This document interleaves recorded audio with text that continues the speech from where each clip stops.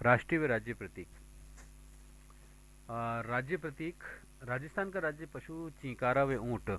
चींकारा जो है वन्य जीव श्रेणी में राजस्थान का राज्य पशु है और इसे भारतीय गजेला भी कहते हैं और इसका वैज्ञानिक नाम गजेला वेनेटी है और ये मेमेलिया मेमेलिया वर्ग में कार्डेडा कार्डेटा संघ का सदस्य है और चीकारा शाकाहारी वन्य जीव है और चीकारा के सींग छल्लेदार होते हैं और ये एंटीलोप प्रजाति का जीव है। ऊंट ऊंट पशुधन श्रेणी में राजस्थान का राजकीय पशु है और 30 जून सन 2014 को बीकानेर में हुई कैबिनेट में ऊंट को पशुधन श्रेणी में राजकीय पशु घोषित किया गया और इसकी अधिसूचना 29 सितंबर सन 2014 को जारी की गई है। ऊंट को रेगिस्तान का जहाज कहा जाता है और ये मरुस्थल की कठिन परिस्थितियों में भी आराम से रहता है। ऊंटों की पालक जाति रेबारी होती है। देश में राजस्थान में सर्वाधिक संख्या में से ऊंट पाए जाते हैं।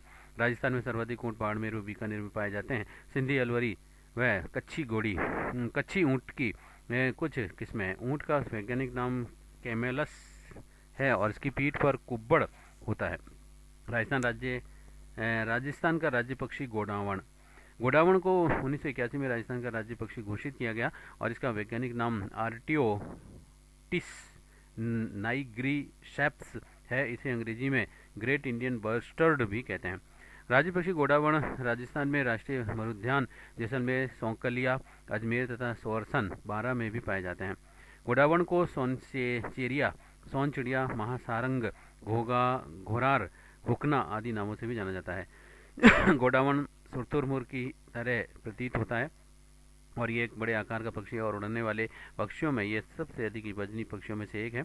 ये एक शर्मिला व सार्वहारी पक्षी है। गोडावण वर्तमान में राजस्थान के अलावा गुजरात, महाराष्ट्र, मध्य प्रदेश, कर्नाटक व आंध्र प्रदेश में भी पाया जाता है, लेकिन सर्वाधिक संख्या में यह राजस्थान में ही पाया जाता है और लुप्त होने के कगार पर यह खड़े गोडावण के प्रजनन के लिए भी केंद्र सरकार जैसलमेर में उपकेंद्र खोलेगी और इसका मुख्य केंद्र जो है गुजरात के मांडवी में होगा। वर्तमान में जोधपुर जंतुआलय में गोडावण का प्रजनन सफलतापूर्वक किया जा रहा है।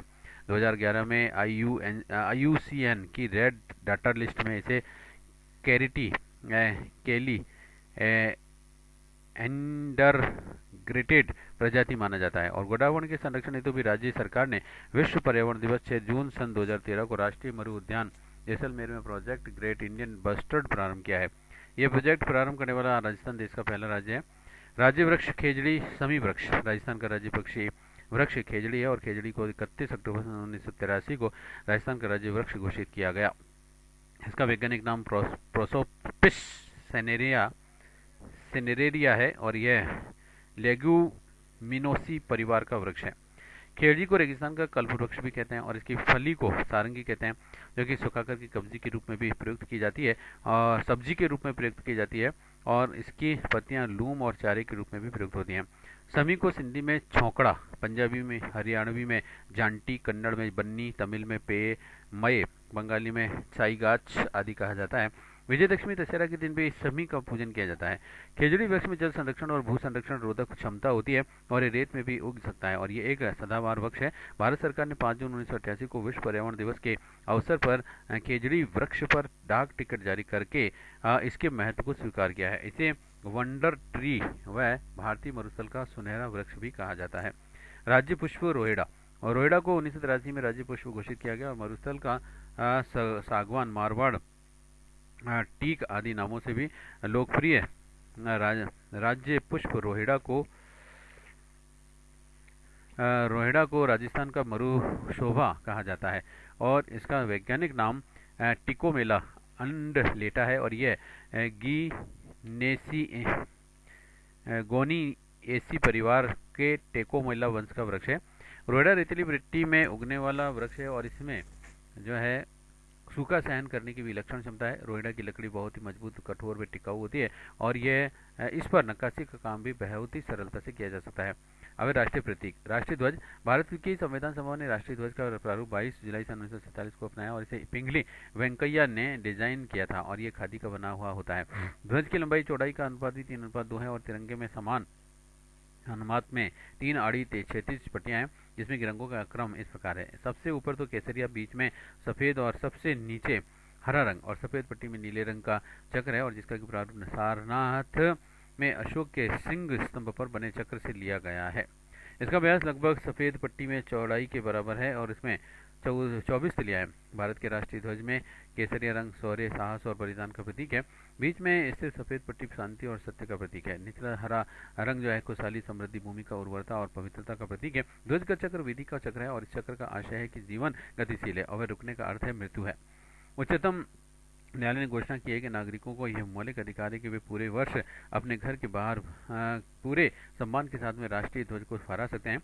26 जनवरी सन 2002 से ध्वज संहिता भारत का स्थान भारतीय ध्वज संहिता 2002 ने ले लिया है। भारतीय ध्वज संहिता में दी गई व्यवस्था के अनुसार ही आम नागरिकों, निजी संस्थाओं, शिक्षण संस्थाओं द्वारा राष्ट्रीय ध्वज का प्रदर्शन करने पर कोई भी प्रतिबंध नहीं है, परंतु राजचिन्ह और नामों के दुरुपयोगों की रोकथाम अधिनियम 1950 और राष्ट्रीय प्रतिष्ठा के अनादर की रोकथाम संबंधी अधिनियम 1971 तथा इस विषय से संबंधित अन्य कानूनों में भी दी गई व्यवस्थाओं का पालन करना होगा और ये निर्णय नवीन जंदल की याचिका पर दिया गया है। राज्य चिन्ह भारत का राज्य चिन्ह सारनाथ स्थित अशोक के सिंह स्तंभ की अनुकृति है जो कि सारनाथ के संग्रहालय में सुरक्षित है। भारत सरकार ने यह चिन्ह 26 जनवरी सन 1950 को अपनाया और इस चिन्ह के नीचे मुंडकोपनिषद का सूत्र सत्यमेव जयते देवनागरी लिपि में लिखा हुआ है, जिसका अर्थ होता है सत्य की ही विजय होती है। मूल स्तंभ में शीर्ष पर 4 सिंह है और जो कि एक दूसरे को और पीट के हुए हैं और इसमें नीचे घंटे के आकार के पद्म के ऊपर एक चित्र वल्लरी में एक हाथी चौकड़ी भरता हुआ एक घोड़ा और एक सांड तथा एक सिंह की उभरी हुई मूर्तियां हैं और इसके बीच बीच में चक्र बने होते हैं और एक ही पत्थर को काट करके बनाए गए सिंह स्तंभ के ऊपर चक्रधर धर्म चक्र रखा हुआ है। इसमें केवल 3 ही सिंह दिखाई पड़ते हैं, चौथा दिखाई नहीं देता है। पट्टी के मध्य में उभरी हुई नक्काशी में चक्र है और जिसके दाईं ओर एक सांड और दाईं ओर एक घोड़ा है और दाएं तथा बाएं छोरों पर अन्य चक्रों के किनारे हैं और आधार का पदम छोड़ दिया गया है। राष्ट्रीय गीत बंकिम चंद्र चटर्जी द्वारा रचित वंदे मातरम हमारा राष्ट्रीय गीत है और इसे 1896 में भारतीय राष्ट्रीय कांग्रेस ने कलकत्ता अधिवेशन में गाया था और ये गीत स्वतंत्रता संग्राम के दौरान जन जन का प्रेरणा स्रोत था और ये चटर्जी की कृति आनंद मठ में संकलित है। राष्ट्रीय गान ये रविन्द्रनाथ टैगोर का द्वारा मूल रूप से बांग्ला में रचित है और संगीतबद्ध है और जनगण मन का हिंदी संस्करण है। इसे जैसे कि संविधान सभा ने भारत के राष्ट्रीय गान के रूप में 24 जनवरी 1950 को अपनाया था और यह सर्वप्रथम 27 दिसंबर 1911 को भारतीय कांग्रेस के कलकत्ता अधिवेशन में गाया जाता। राष्ट्रीय गान के गायन की अवधि लगभग 52 सेकेंड है। इसमें 5 पद हैं। कुछ अवसरों पर तो राष्ट्रीय गान को जो है संक्षिप्त रूप में गाया जाता है और जिसमें कि इसकी प्रथम और अंतिम पंक्तियां गाने का भी समय लगभग 20 सेकंड होते हैं। मेरे राष्ट्रीय पंचांग कैलेंडर ग्रेगरियन कैलेंडर के साथ साथ ही देश भर के लिए शक संवत पर आधारित एक रूप राष्ट्रीय पंचांग जिसका कि पहला महीना चैत्र है और सामान्य से वर्ष 365 दिन का होता है 22 मार्च 1957 को अपनाया गया। राष्ट्रीय पंचांग की ग्रेगरियन कैलेंडर की तारीखों में भी स्थानीय सादृश्य है। चैत्र का पहला दिन सामान्यतः 22 मार्च को और अवधि वर्ष में 21 मार्च को पड़ता है। शक संवत 78 ईस्वी में प्रारंभ हुआ था। राष्ट्रीय पशु बाघ पैंथरा टाइग्रिस लिन्यायस बाघ पीले रंग और काले रंग का धारीदार लोम चर्म वाला एक पशु है और अपनी शालीनता, दृढ़ता, फुर्ती और अपार शक्ति के लिए भी बाघ को राष्ट्रीय पशु कहलाने का गौरव हासिल है। इसकी 8 प्रजातियों में से भारत में पाई जाने वाली प्रजाति को रॉयल बंगाल टाइगर के नाम से भी जाना जाता है। इसकी घ्राण शक्ति और श्रवण शक्ति बहुत ही तेज होती है।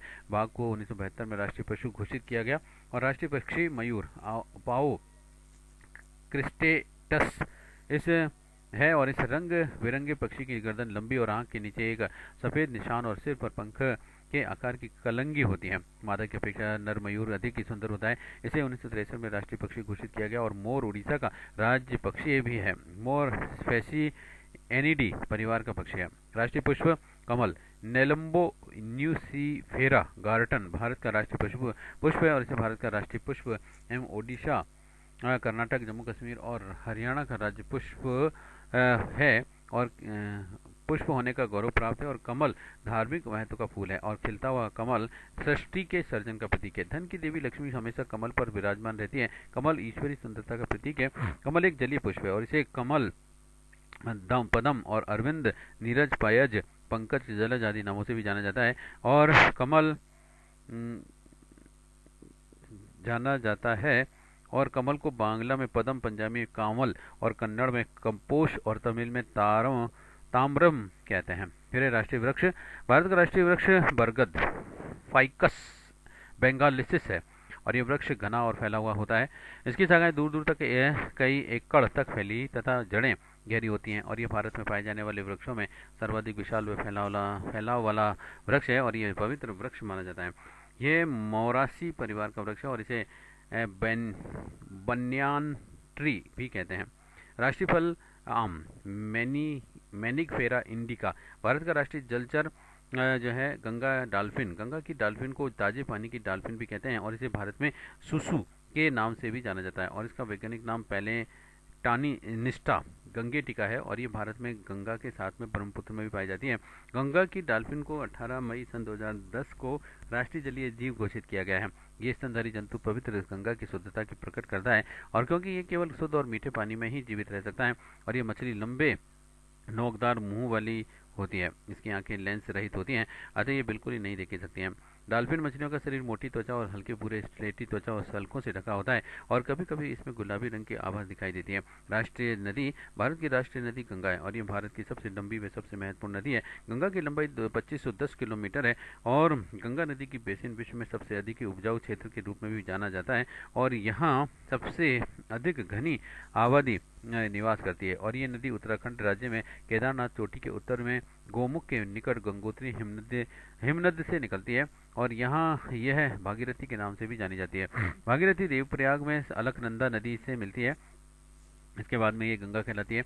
भागीरथी नदी पर उत्तराखंड में भी टेहरी बांध परियोजना निर्मित की गई है। हरिद्वार के निकट गंगा मैदान में प्रवेश करती है और ये उत्तराखंड, उत्तर प्रदेश, बिहार व पश्चिम बंगाल में बहती है। हरिद्वार कानपुर, इलाहाबाद, पटना, भागलपुर, वाराणसी गंगा नदी के किनारे स्थित नगर हैं। फिर है कोलकाता, गंगा की एक शाखा हुगली नदी पर बसा है और गंगा नदी तंत्र भारत का सबसे बड़ा अपवाह तंत्र है, जिसमें कि उत्तर में हिमालय से निकलने वाली बारहमासी व अनित्यवाही नदियां तथा दक्षिण में प्रायद्वीप से निकलने वाली अनित्यवाही नदियां शामिल हैं और इसके दाहिने तट पर आकर के मिलने वाली प्रमुख सहायक नदियां हैं यमुना, सोन और पुनपुन बाएं तट की प्रमुख सहायक नदियां हैं और रामगंगा, गोमती, घाघरा, राप्ती और गंडक, कोशी और महानंदा पश्चिम बंगाल के मालदा जिले के फरक्का नामक स्थान से नीचे गंगा दो भागों में भागीरथी, हुगली व पद्मा में विभाजित हो जाती है। फरक्का बांध गंगा नदी पर ही बना हुआ है और पद्मा और ब्रह्मपुत्र के मिलने के बाद में ये मेघना नाम से जानी जाती है। अंत में गंगा मेघना सागर द्वीप के निकट बंगाल की खाड़ी में जा मिलती है। हुगली व मेघना नदियों के बीच में गंगा का डेल्टा सुंदरवन का डेल्टा विश्व का सबसे बड़ा डेल्टा है। वस्तुनिष्ठ प्रकार के प्रश्न है।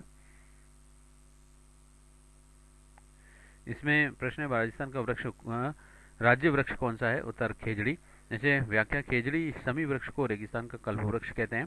रेगिस्तान के सागवान, राजस्थान का सागवान के नाम से जो वृक्ष जाना जाता है वह कौन सा है? उत्तर है रोएडा। जैसे भारत का राष्ट्रीय गान है, उत्तर है जनगणमन। ऐसे प्रश्न, भारत के राष्ट्रीय ध्वज की चौड़ाई एवं लंबाई का अनुपात कितना है? उत्तर है इसका 2:3। जैसे भारत का राज्य चिन्ह कहाँ से लिया गया है? उत्तर है इसका अशोक के सारनाथ स्तंभ से। जैसे हमारे राष्ट्रीय ध्वज में सबसे ऊपर कौन सा रंग है? उत्तर है केसरिया। जैसे हमारे राज्य चिन्ह में लिखा हुआ शब्द सत्यमेव जयते कहाँ से लिया गया है? उत्तर है मुंडकोपनिषद से। जैसे हमारे देश का राष्ट्रीय गीत किससे द्वारा रचा गया है? उत्तर है इसका BCG चटर्जी। जैसे हमारे राष्ट्रीय गान को आधिकारिक रूप से कब अपनाया गया था? उत्तर है इसका 24 जनवरी 1950 को। जैसे राष्ट्रीय पंचांग शक संवत किस तिथि को प्रारंभ होता है? उत्तर 22 मार्च को। जैसे हमारा राष्ट्रीय वृक्ष है, उत्तर है इसका बरगद। जैसे हमारा देश का राष्ट्रीय पशु है, उत्तर है इसका चीता या बाघ। और नेक्स्ट हमारे देश के राष्ट्रीय गान को गाने का संपूर्ण समय निर्धारित है, उत्तर है 52 सेकंड। जैसे बंकिम चंद्र चटर्जी की किस कृति में हमारा राष्ट्रीय गीत वंदे मातरम संकलित है? उत्तर है आनंद मठ में। और नेक्स्ट है प्रश्न, किसक संवत पर आधारित हमारा राष्ट्रीय पंचांग कब अपनाया गया था? उत्तर है इसका 22 मार्च सन 1957 को। और नेक्स्ट है अब टॉपिक, संरक्षित वन क्षेत्र तथा पादपों एवं जंतुओं की जातियों का संरक्षण।